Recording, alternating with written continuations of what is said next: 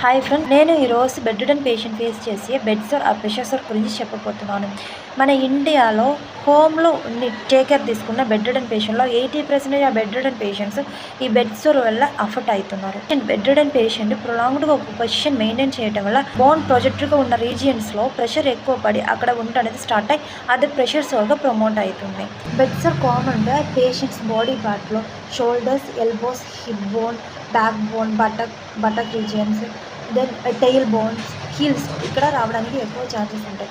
ఈ bed sour మనం 4 స్టేజ్గా divide చేసుకోవచ్చు. First and second stage starting stage. దీనిలో ఆ పేషెంట్ స్కిన్ అనేది కలర్ చేంజ్ రావటం, టెండర్నెస్ జరగటం, ఆ స్కిన్ బ్రేకేజెస్ జరగటం, చిన్న పుండు స్టార్ట్ కావటం మనం చూసుకోవచ్చు. థర్డ్ అండ్ ఫోర్త్ స్టేజ్లో పుండు అనేది డెప్త్గా వెళ్తుంది. దీన్నే క్రిటికల్ స్టేజ్ అంటారు. ఈ స్టేజ్ ఎందుకు క్రిటికల్ స్టేజ్ అంటే ఈ స్టేజ్లో పుండు డెప్త్గా వెళ్ళాలి కాబట్టి ఇన్ఫెక్షన్స్ రావడానికి ఛాన్సెస్ ఎక్కువ ఉంటాయి. పేషెంట్ ఈ థర్డ్ అండ్ ఫోర్త్ స్టేజ్లో ప్రాపర్గా డాక్టర్ కన్సల్టేషన్ తీసుకొని మెడిటేషన్ కింద వెళ్తే బెడ్ సోర్ అనేది క్యూర్ చేసుకోవచ్చు.